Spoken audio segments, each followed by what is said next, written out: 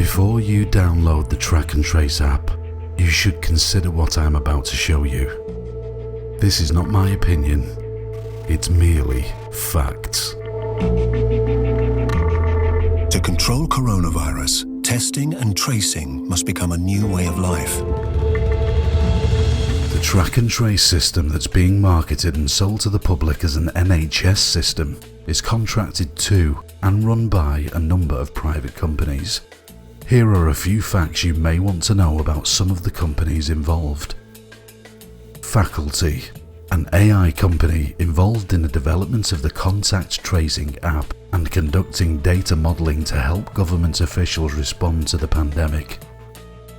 We help organisations build capability in artificial intelligence. The value of artificial intelligence is going to be when it can be used by governments, when it can be used by companies, by hospitals, by schools. We're really focused in bringing this technology to the real world. The project is based on a secretive contract signed last December to develop an NHS AI lab with faculty. The government refuses to say how many companies it invited to bid for it, and the Department of Health won't give us any details about what the original contract was for. Faculty had no track record in the NHS beyond one, project managing staff's time in a clinic. It remains unclear why it was selected to transform the NHS through AI. Some say the link is Mr. Dominic Cummings. After Cummings was appointed Chief Advisor to Boris Johnson, Ben Warner, a faculty data scientist who worked with him on the Vote Leave project, was hired as an advisor to Number 10 on data and technology. Warner just happens to be the brother of Mark Warner, the co-founder and chief executive of Faculty. I'd say it's just a coincidence if it wasn't that a private company owned by Dominic Cummings paid more than £250,000 to Faculty. He has declined to explain the reason for the payments, and Faculty also declined to say what they were for. The company's shareholders include 2 current and former Conservative ministers. Another company involved is Palantir, a software data company with some controversy. Its role has recently been extended and gone beyond an original focus on ventilators to also include other care during the pandemic. The contract with the NHS does indicate that Palantir is allowed to negotiate its own arrangements on intellectual property with third parties going forward.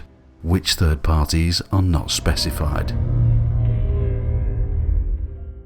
Under the cover of this pandemic, billions of public money handed to faceless corporations, including Tory-linked firms, without competition or transparency, without democratic accountability or any accountability, for that matter, to the public. And it's money that should have been invested in our National Health Service, that should have left a legacy for the British people by building up properly funded public services that we can all rely on in the future. But instead, it was siphoned off. £12 billion has been allocated for test and trace. Much of that's being squandered on outsourcing giants like Serco, which not only have records of failure, but been fined in recent years for ripping off the public purse. Now, the Leader of the House is a proud advocate of outsourcing and privatisation, but maybe even he thinks it's gone too far when these companies are putting lives at risk. So will the Leader of the House condemn the private sector companies undermining our test and trace system, and will he grant a debate on this? No.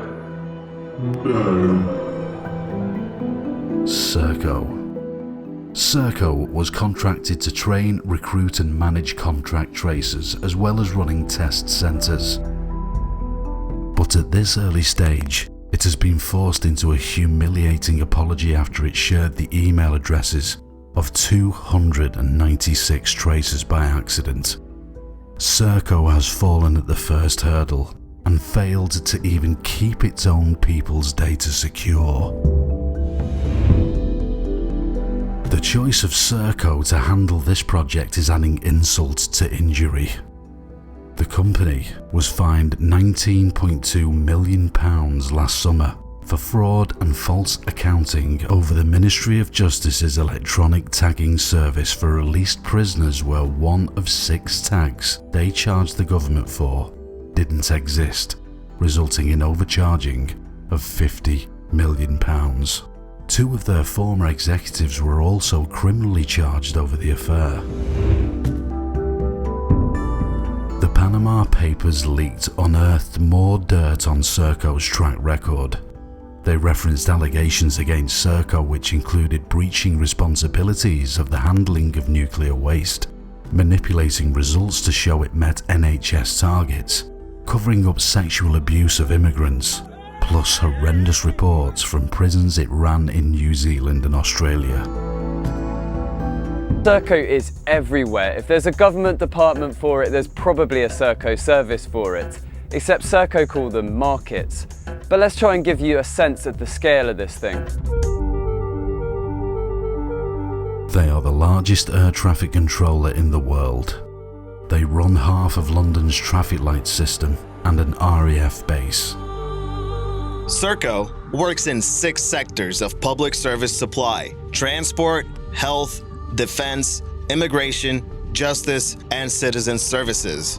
Yes, a single company is responsible for most of the transport, health, immigration, prison, and citizen services in the UK, just in case you missed it the first time I said it. They run all 7 detention centres in Australia, and it is considered the largest prison operator in the UK. In one of their prisons, a 14-year-old hanged himself after being assaulted by Serco guards, which was the youngest ever recorded death in custody. But that doesn't mean they are not good with kids, as they run all the state schools in Bradford.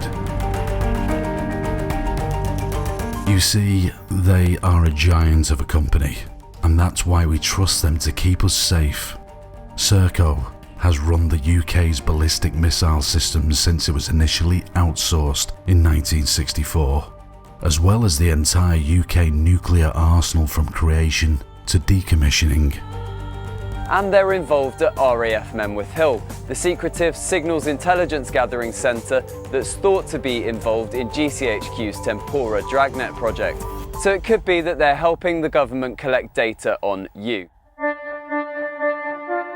As you are watching this, Serco continues to secure contracts around the world to build prisons, run military bases, and border protection. The most egregious example being the eye-watering 12 billion of public money handed to private companies, including Serco, for this failing test and trace system. Conservative Baroness and business executive Baroness Harding appointed as the head of Track and Trace. Serco's CEO, the brother of a former Tory MP, and Tory MPs on the boards of companies winning contracts. And if you've got a problem with any of this, well, why not take it up with the government's anti-corruption champion, Dido Harding's husband and a Tory MP. The whole thing stinks. Serco's CEO, Robert Soames, grandson of Winston Churchill and brother of Conservative MP Nicholas Soames. Rupert was trapped in a web of lies recently. He was caught tweeting aboard a sleeper train from London to Scotland during its lockdown. The company's media arm's statement said, he fiercely defends his decision to show solidarity with frontline workers. Those words might have worked if Mr. Soames had not been photographed 3 hours later on a boat near Loch Nevis. It turns out he has a country estate there where he employs 3 staff. Responding to the new evidence, he said the purpose of the visit was to conduct essential job interviews with candidates for the position of resident manager. Wasn't this the same issue that forced Scotland's Chief Medical Officer Catherine Calderwood to resign? The excuse of conducting interviews for a non-key worker role is blatantly not valid, but I am not going to be petty about it. In the grand scheme of things, this is the least of my worries. There's widespread public concern that the government is in hoc to these giant outsourcing companies, concerns that Serco and the like aren't just ripping off the public, but they're putting lives in danger. So does the Secretary of State think that the public should be reassured or worried by the fact that Serco's former chief spin doctor is now his Minister for Health? For me, what matters is what works, because what works will save lives. And I will work with anyone, public or private sector, here or overseas, to gain any inch of ground against this disease. I thought you should know who is handling your data and the way it's being done. This is not just about the app. It's about private companies infiltrating our health systems and affecting government decision-making, all shrouded in secrecy and without a debate with the people. If you are okay with this track record, then go ahead.